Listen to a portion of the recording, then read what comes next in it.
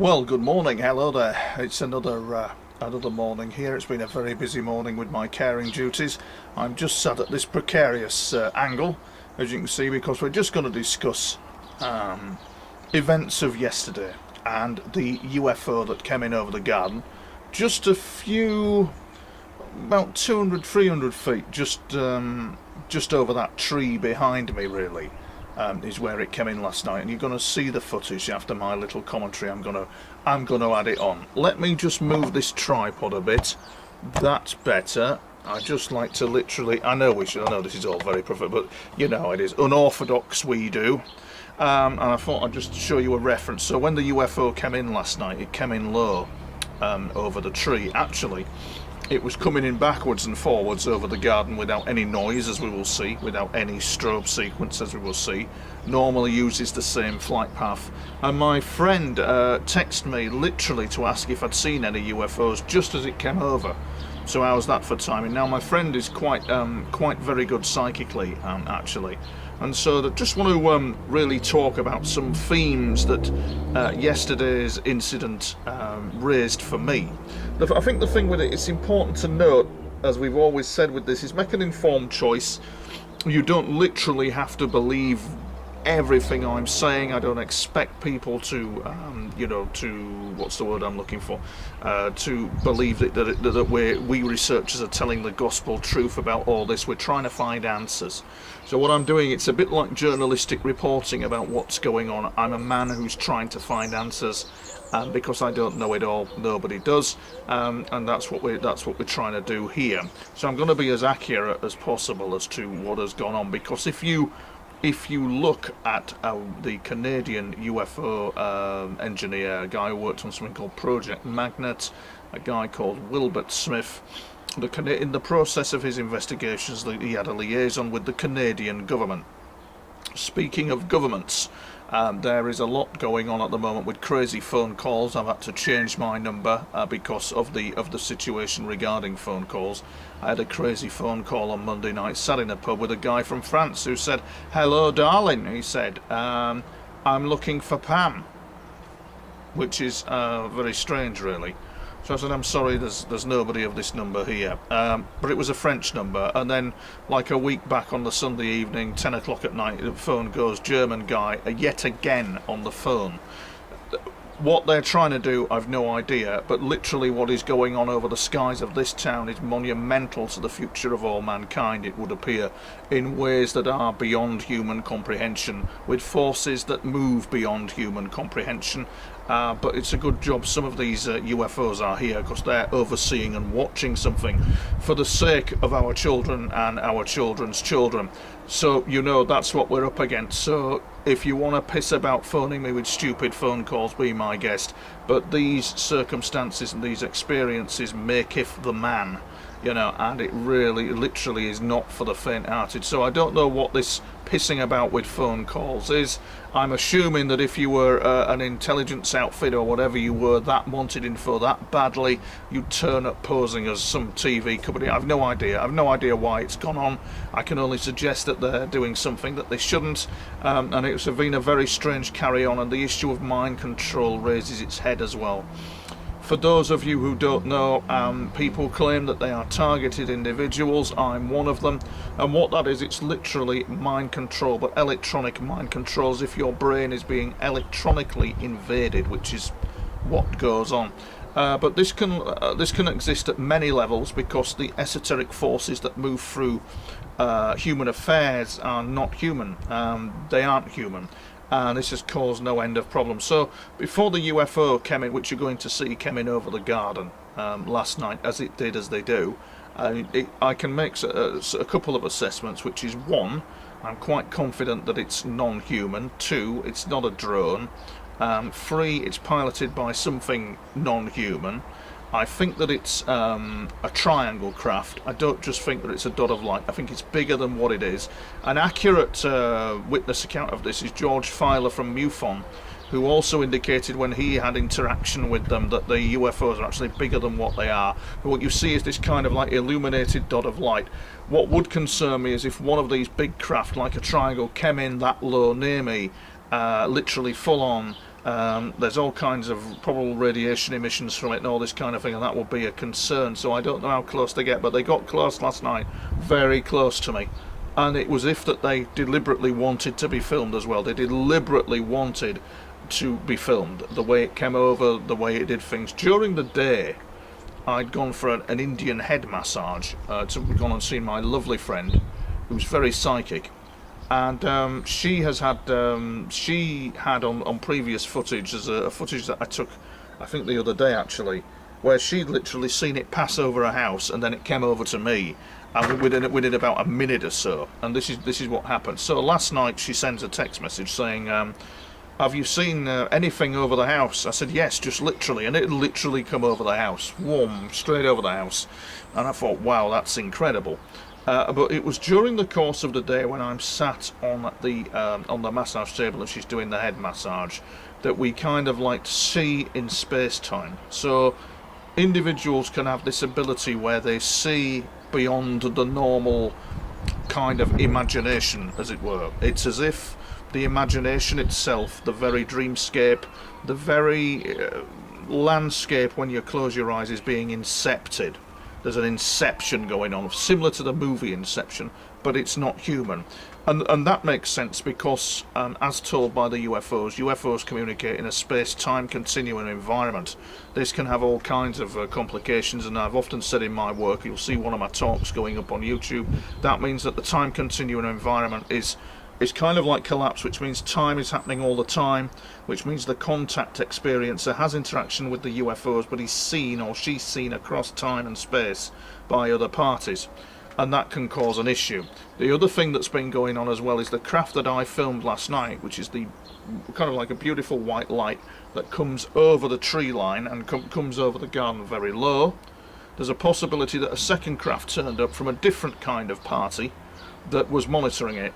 That's been going on for quite a while, where you've got UFOs looking at UFOs, where you've got one UFO observing another group to see what they're up to, and so on and so forth. And there's a lot to be said for part of the phenomena, which I won't go into at the moment, being from the Antarctica area as well. So you've got that kind of World War II never-ended scenario. The technology base moved on into the area of UFOs. It's all been kept quiet. It's another story. I'm not discussing that at the moment. What I wanted to discuss actually was the mental component of UFOs, the mind link, the consciousness effects. We have, as mankind, as the human race, has lost an awareness of who it was a very long time ago. It's lost its awareness. It's a very ancient awareness. I studied something. I say studied because I can have all these spectacular experiences, but as a lot of my healing friends have commented, if you forget how to sweep the floor. So I can have all these spectacular things to do with UFOs, and I can tell you about the experiences I've had. But if you forget the basic principles of spirituality and forget basically how to sweep the floor, then it can cause problems for you. And I'm just getting all that back now. You're literally having to mentally discipline yourself, and it's not easy at all. Really not easy at all. Especially when you've been the victim of kind of like the abuse that goes on, and a victim of abuse in general. You have to work twice as hard as everybody else to get to that stage of understanding, and so literally on the bed, getting the head massage done, and my mind drifts off, and I see a landscape that is kind of, you couldn't make it up kind of landscape. And what happens is that Dion Fortune, a famous psychic, just Dion Fortune, she wrote this in World War II, and they did this protection, this massive spell of protection. A friend of mine who knew somebody at a conference, this lady at the conference, came up to me and said that her sister, and I think her, were at Epping Forest, literally doing these spells to cast away, kind of like push back Nazi Germany in terms of psychic influence. Dion Fortune was one of these individuals who was using these metaphors, these giant metaphoric kind of ideogram type symbolism of giant angels patrolling the British Isles, keeping them back.